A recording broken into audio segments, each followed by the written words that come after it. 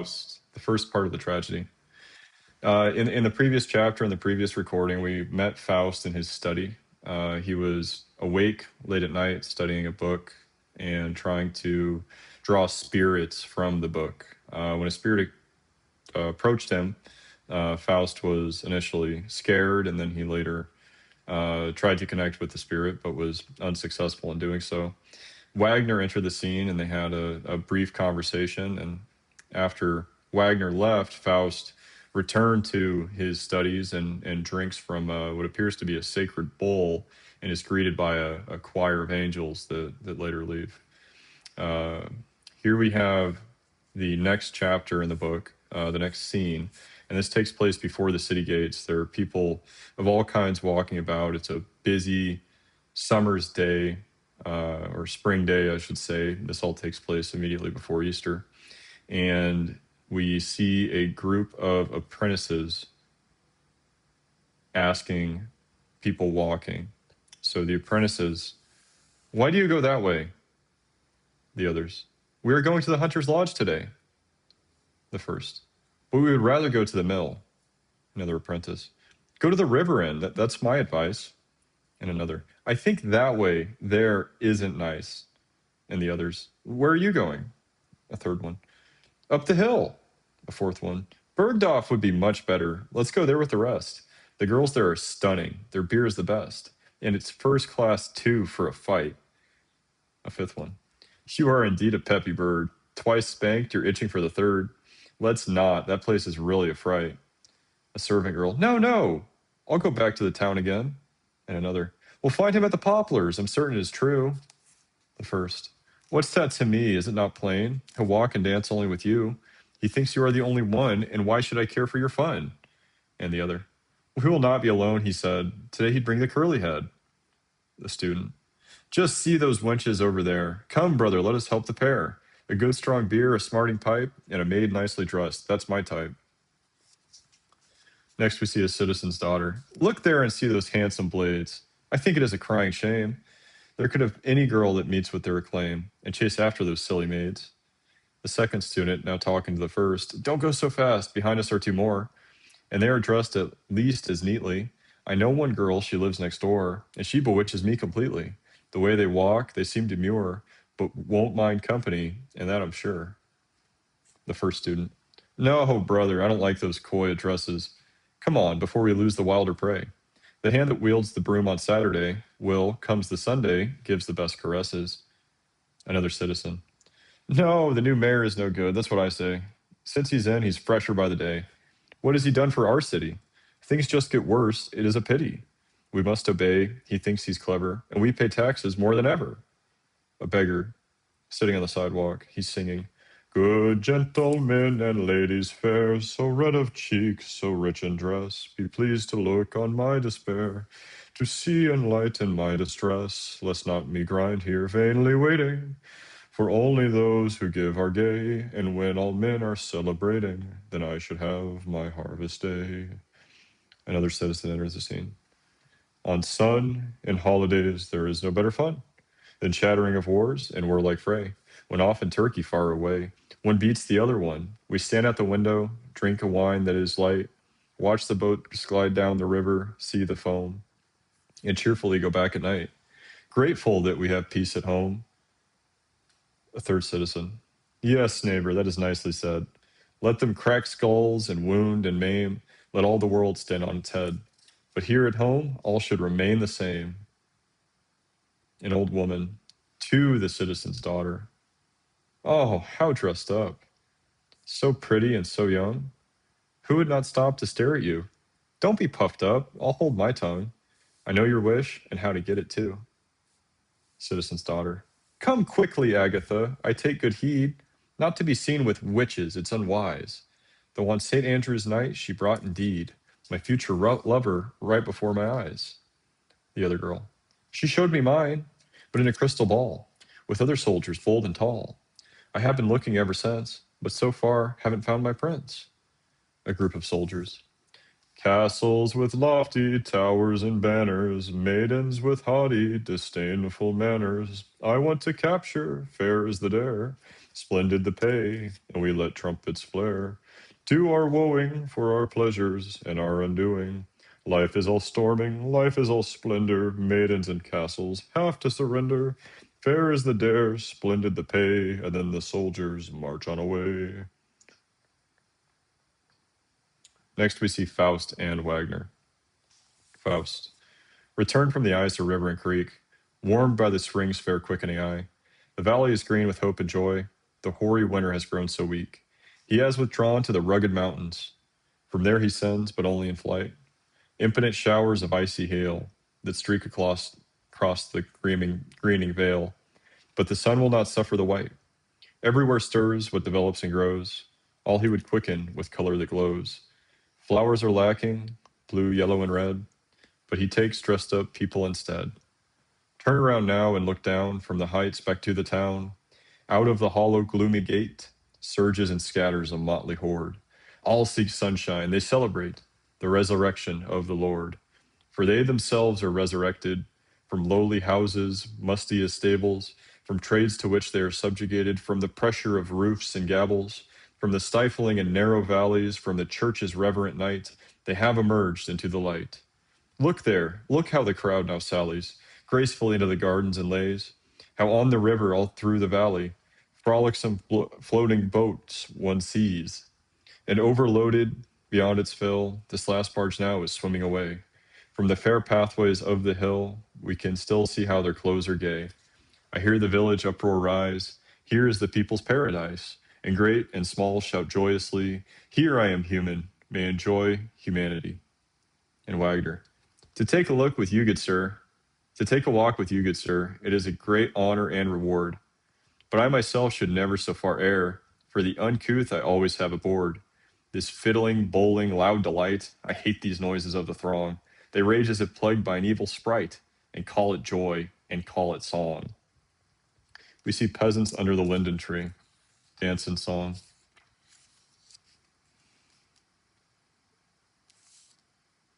The shepherds wished to dance and dressed with ribbons, wreath, and motley vest. He was a dandy beau. Around the linden, lass and lad were crowding, dancing round like mad. Hurrah, hurrah, hurrah, hiddly-dee. Thus went the fiddle bow. He pressed into the dancing whirl, his elbows bumped a pretty girl, and he stepped on her toe. The lively wench she turned and said, "You'd seem to be a dunderhead. Hurrah, hurrah, hi-diddly-dee. Don't treat a poor girl so." The circle whirled in flancing flight. Now they danced left, now they danced right. The skirts blow high and low. Their cheeks were flushed and they grew warm and rested, panting arm in arm. Hurrah, hurrah, hurrah, hi-diddly-dee, with waist and elbow so. Please do not make so free with me, for many fool their bride to be, and lie as well as you know. And yet he coaxed the girl aside, and from the linden far and wide, hurrah, hurrah, hi-diddly-dee, clamor and fiddle bow. We see an old peasant. Dear doctor, it is good of you that you don't spurn us on this day, but find into this swarming throng, though a great scholar still your way, so please accept the finest song.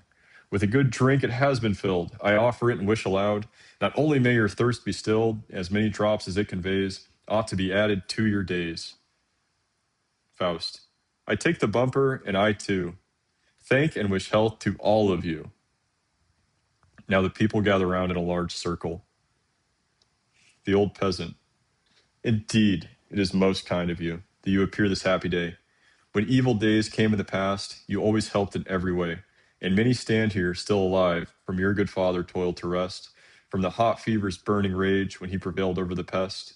And you, a young man at the time, made to the sick your daily round, while many corpses were brought out, and you always emerged safe and sound, and took those trials in your stride. The helper helped the helper here. They all, health to the man so often tried. May he yet help for many a year. And Faust, bow down before him, all of you, who teaches help and sends help too. Him and Wagner walk on. Wagner. Oh, what a feeling you must have, great man, when crowds revere you like a mighty lord. Oh, blessed are all those who can employ their gifts with such reward.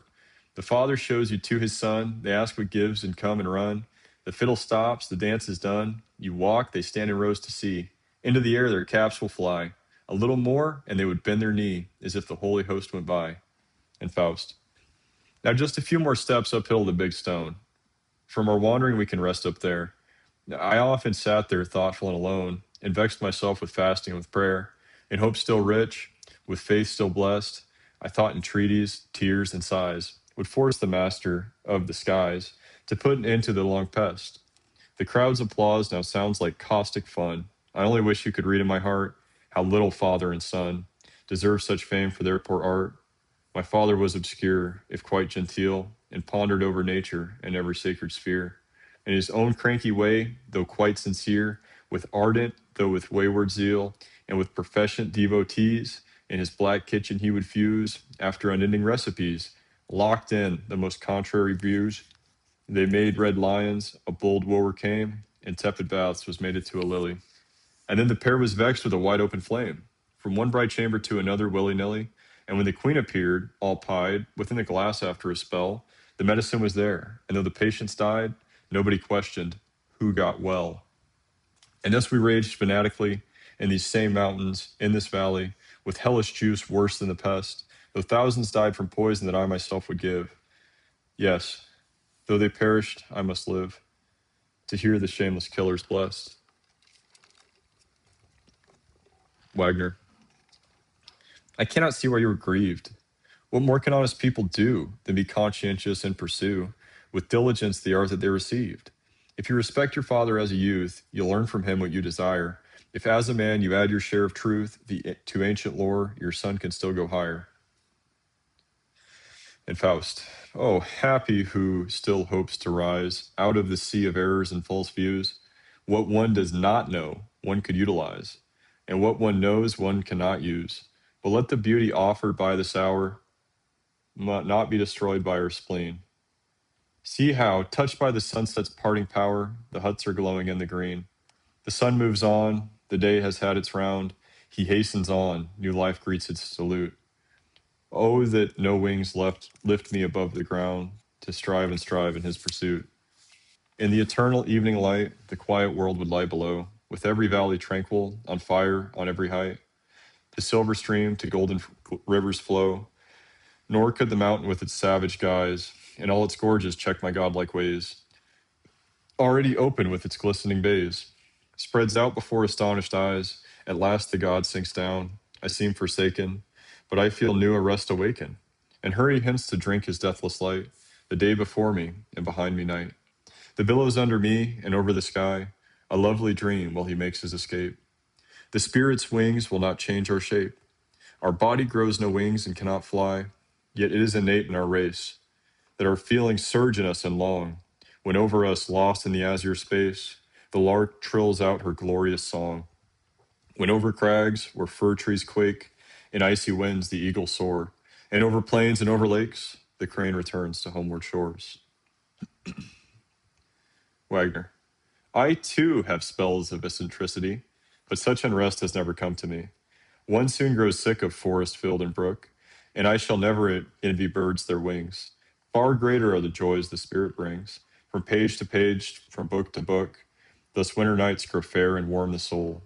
Yes, blissful life suffuses every limb, and when one opens up an ancient parchment scroll, the very heavens will descend on him. Faust. You are aware of only one unrest. Oh, never learn to know the other. Two souls, alas, are dwelling in my breast, and one is striving to forsake his brother. Unto the world in grossly loving zest, with clinging tendrils one adheres. The other rises forcefully in quest of rarefied ancestral spheres.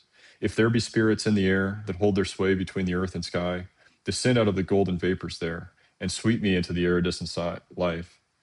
Oh, came a magic cloak into my hands, to carry me to distant lands. I should not trade it for the choicest gown, nor for the cloak and garments of the crown. And Wagner. Do not invoke the well-known throng that flow through mist above and spread out in the haze, concocting danger in 1,000 ways. For man, wherever he may go, from the far north the spirit's deadly fangs bear down on you with arrow-pointed tongues, and from the east they come with withering pangs, and nourish themselves from your lungs. The midday sends out of the desert those who pile heat upon your crown, while evening brings the throng that spells repose, and then lets you, in fields and meadows, drown. They gladly listen, but are skilled in harm, gladly obey because they like deceit. As if from heaven sent, they please and charm, whispering like angels when they cheat. But let us go. The air has cooled, the world turned gray, mist are unfurled. When evening comes, one values home. Why do you stand amazed? What holds your eyes? What in the twilight merits such surprise? Faust. See that black dog through grain and stubble roam? Wagner.